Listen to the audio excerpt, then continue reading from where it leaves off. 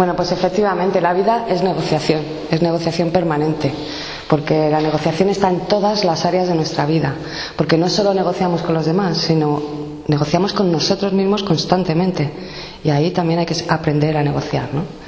Y sobre todo la negociación es una habilidad, y como es una habilidad es entrenable, se puede entrenar. Y para eso estoy aquí hoy, para poder daros unas pautas para que podáis empezar desde ya a entrenaros en el tema de la negociación. Por eso lo primero que quiero es que penséis en alguna negociación que tengáis pendiente, una negociación que os dé miedo abordar, una negociación que hayáis tenido hace poco y que haya fracasado, o que haya triunfado pero que no sepáis muy bien por qué. Entonces, que tengáis en la cabeza una negociación personal de vuestra vida propia, ¿no? Entonces, para empezar, muy a grandes rasgos, la negociación tiene 3 grandes fases: la prenegociación, la negociación y la posnegociación. La prenegociación es la más importante. ¿Por qué? Porque de ella dependen las otras 2 fases. En la prenegociación hay un punto que es el crucial, y es el del que quiero tratar hoy, que es la asertividad, es la autogestión. O sea, para ser un buen negociador tienes que saber autogestionarte. Entonces, además de la autogestión, la asertividad, está la planificación, las estrategias y las tácticas.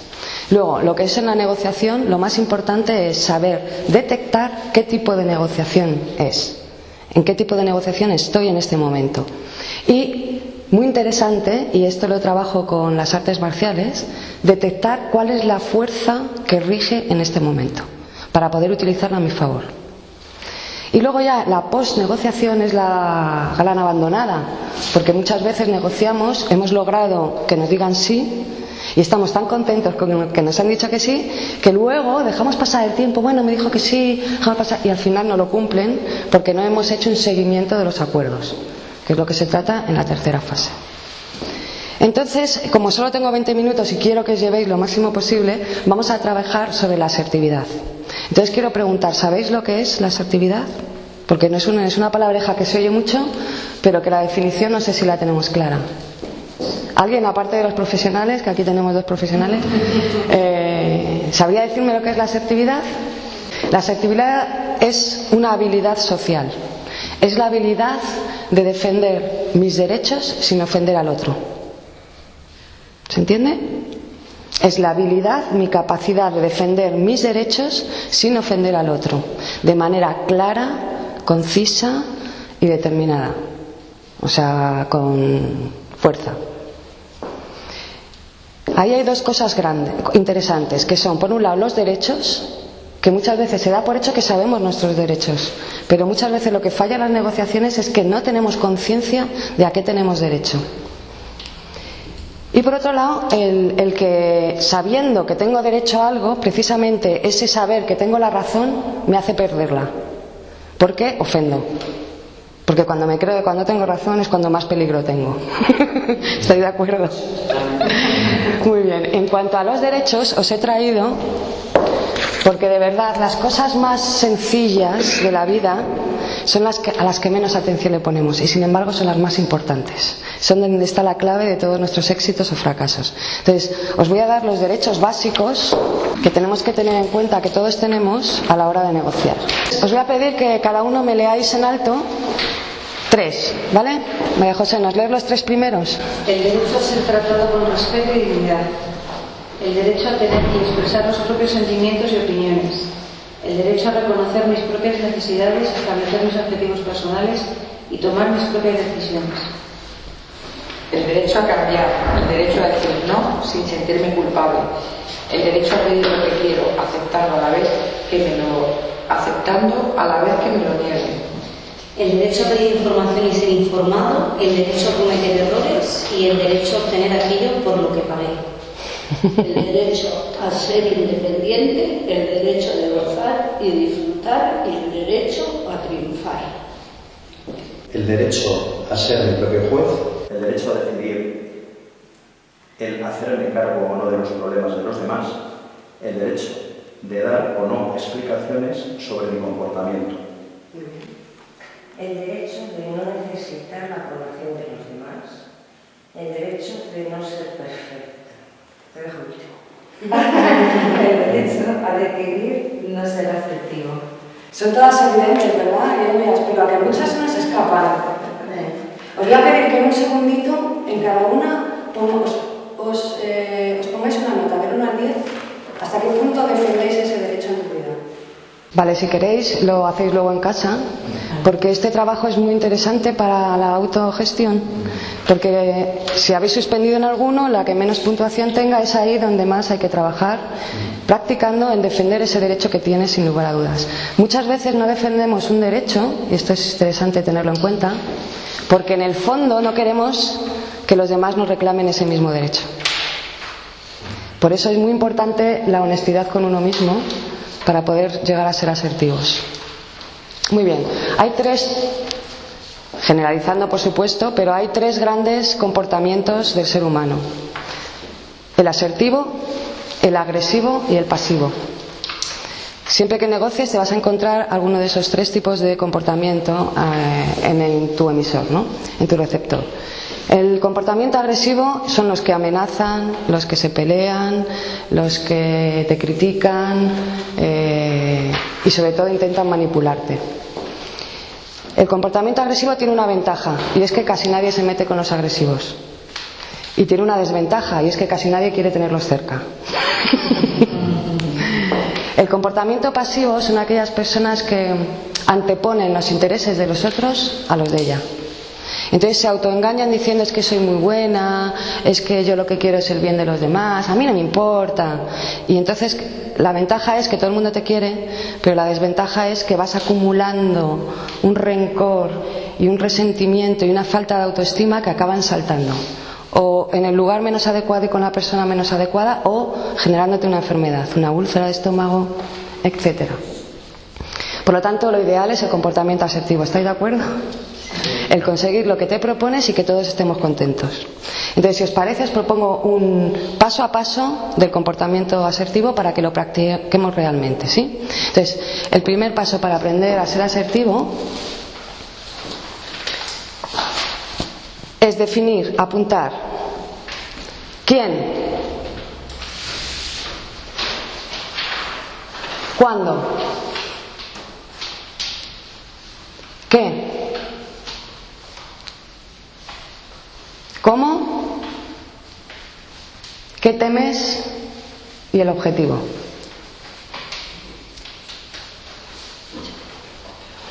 Quiero que defináis esto de la negociación que os he dicho que pensarais, que es una negociación para cualquier tema que queráis abordar.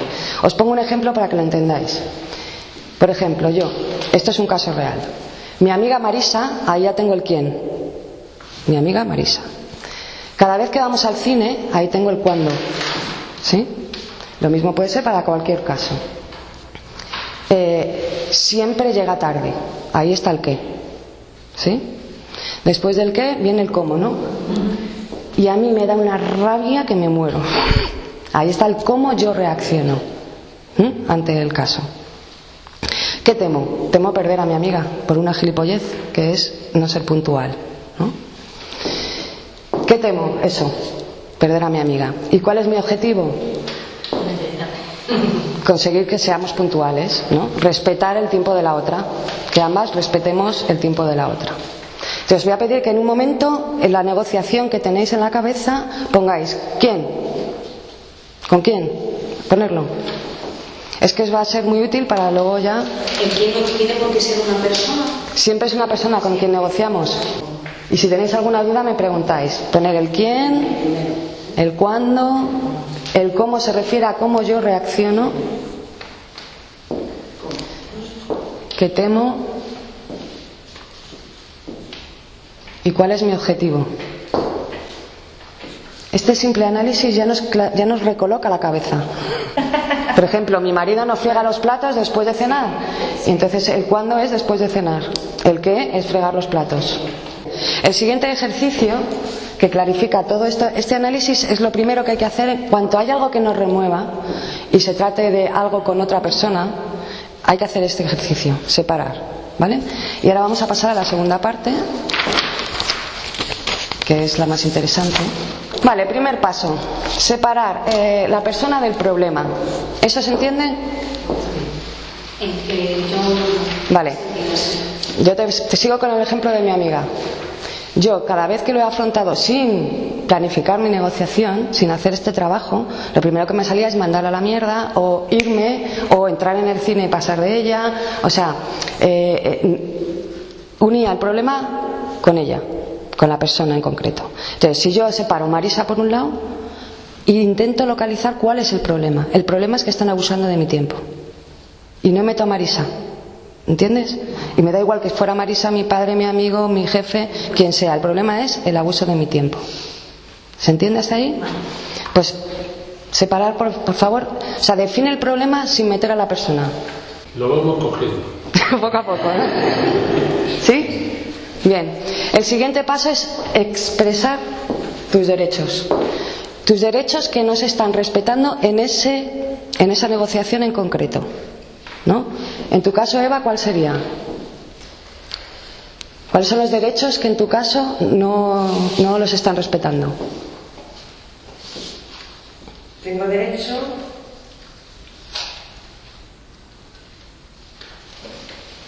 Fijaos si nos cuesta, ¿eh? Fijaos, una cosa tan básica como son mis derechos, por ejemplo, en el ejemplo que yo os he puesto, que os lo repito a vosotros para que podáis seguir el hilo, es que yo tengo una amiga que es Marisa, ese es el quién, que cada vez que vamos al cine, ese es el cuándo, si llega siempre tarde. Entonces yo me da una rabia tremenda.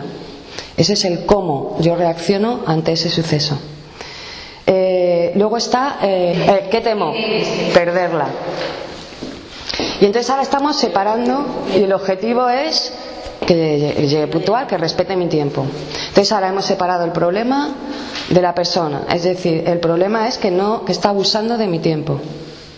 Ahora es expresar los derechos que no está respetando el derecho a respetar mi tiempo, el derecho de mi tiempo, del uso de mi tiempo. Si yo he quedado contigo a las 5 y cuarto yo he perdido un cuarto de hora porque a ti te da la gana.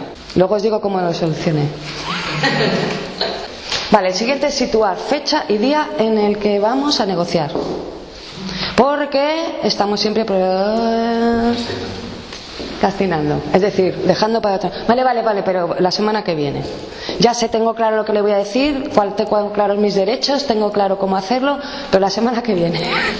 ¿Sí? Entonces, si tú te comprometes a tal día, a tal fecha, también es tan importante que tú con anticipación elijas un buen momento y una buena hora, que sepas que para ambos es un buen momento, en el que no venimos estresados, en el que estamos más relajados, etcétera, etcétera. O sea, es muy asertivo las personas que logran encontrar el momento adecuado. Muy bien, el siguiente es definir el problema, que un poco con Eva lo hemos hecho, porque tenemos la cabeza, la mente siempre es un caos, siempre, y creemos que lo tenemos todo claro, pero está en la cabeza por ahí miles de cosas, pero estamos convencidos de que lo tenemos claro, pero cuando lo vamos a poner en palabras es cuando aparece y se manifiesta el caos. Entonces, pon en palabras cuál es el problema, ¿sí? Tener muy claro cuál es exactamente el problema. Perfecto. Limitar. Tienes que limitar el objetivo. El objetivo no puede ser que haga no sé qué, no sé cuántos, que también haga no sé qué, que no sé qué. O sea, que llegue a su hora, que además me invite al cine, que además me lleve en su coche. Quiero decir, exactamente el objetivo, lo primero que quieres lograr. Luego ya te planteas lo siguiente, Y el siguiente y último, que es el acentuar, nos referimos a la cooperación. O sea, lo más importante en toda negociación es que logremos cooperar. O sea, que no sea... está muy de moda el win-win, el que ganemos los dos. Pero si además de ganar los dos lo hacemos conjuntamente, eso nos beneficia, nos enriquece nuestra relación, etcétera. ¿Se entiende? Entonces yo os voy a poner ahora el ejemplo de lo que hice con mi amiga, ¿no? Después de haber hecho muchas barbaridades y que no funcionara nada, seguía viendo tarde, ¿no?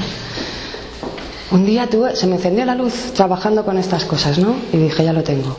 La llamé y le dije, Marisa, ¿quedamos para el cine? Ah, sí. Digo, estupendo, pero te voy a hacer una propuesta, porque como te quiero muchísimo y no quiero perderte como amiga, te propongo que lleguemos a un acuerdo, y el acuerdo que te propongo es el siguiente: la que llegue tarde paga el cine. Milagroso, milagroso. No solo no volvió a llegar tarde, sino que yo estaba deseando que llegara tarde. Quiero decir que encontré lo que a las dos nos encajaba, encontré algo que ella no le venía nada bien, porque si es una persona que tiene mucho dinero y no le importa pagar, llega tarde y paga, no le importa. Pero es una persona que en ese momento le venía muy bien no invitar a... ¿Entendéis cómo es jugar? Y por eso es tan importante la prenegociación y preguntarte por la persona con la que negocias y cuáles son sus emociones y qué es lo que ella quiere lograr y qué le puedo yo ofrecer y qué me va a ofrecer ella, ¿no? Por eso es tan importante, vale. Y ahora ya se ha acabado el tiempo, pero no me quiero ir sin daros unas pequeñas claves porque la negociación es lenguaje verbal, pero también es mucho lenguaje no verbal. Entonces, una clave muy importante del lenguaje no verbal: siempre que negociéis, mirar a los ojos. Siempre que negociéis, mirar a los ojos. Punto 1. Punto 2. Siempre que negociéis, rectos. O sea, yo no puedo negociar, pues creo, o haciéndote la niña pequeña, es que yo quería que no sé qué, o dando lástima, no. Ahí. Ojo, no es aquí, yo soy superior, no, es espalda recta, mirar a los ojos. Y en tercer lugar, mover las manos, gesticular, afirmando lo que decís. No es lo mismo. Quiero que vuelvas a fregar los platos, que quiero que friegues los platos cada noche, porque yo llevo tanto tiempo haciéndolo y dais cuenta que varía, ¿sí? Bien, y por último, ya para terminar, porque quiero que llevéis algunas técnicas que se utilizan para que no nos manipulen, porque somos muy vulnerables a la manipulación si no somos conscientes de ciertos comportamientos, ¿no? Hay una técnica que casi todas las usamos inconscientemente, pero por eso a veces no las utilizamos cuando hay que utilizarlas. Una técnica muy interesante es la del disco rayado. La técnica del disco rayado consiste, porque muchos de los manipuladores lo que hacen es cambiarte el tema. Sobre todo cuando tú has ganado terreno, te cambian de tema y te hablan de cuando hace un año tú hiciste no sé qué o cuando no sé qué, o sea, te van cambiando el tema para que... Entonces, la técnica del disco rayado consiste en escuchar lo que te dicen hasta que termine, y cuando ha terminado decir: sí, pero yo lo que digo es que cada miércoles friegas tú, pero es que no te acuerdas que no te nada. Lo escuchas hasta que termine, no le interrumpas, y cuando ha terminado dice: sí, tienes razón, pero los miércoles creo que tú deberías fregar. Así 800 veces. Lo que pasa es que tenemos como cosa, nos da cosa repetir. No, repite tu objetivo, porque lo que está intentando la otra persona es manipularte para que te desvíes. Va a intentar menospreciarte, va a intentar criticarte para que tú te sientas mal y ya no vuelvas a exigir lo que tienes derecho a exigir. La técnica del disco rayado. Luego está la técnica del banco de niebla. Del banco de niebla. Que es cuando te critican abiertamente, cuando van por ti personal, hay un ataque personal. Entonces te dicen: es que tú eres tonta. Y entonces ¿tú qué tienes que hacer? Pues tú le dices, no, que te dicen, por ejemplo, te dicen: es que pareces tonta. Y le dices: sí, lo parezco. Y sigues con tu disco rayado, ¿no? O es que eres no sé qué, es que hiciste no sé qué, es que te critican cualquier cosa. Y dice: sí, tienes razón, efectivamente, pero y tú sigues con tu... O sea, cada vez que te critiquen de una forma personal, dile: sí, es verdad, pues es que creo que tú eres tal. Pues dice: sí, tú lo crees, pero friega los miércoles, ¿sí?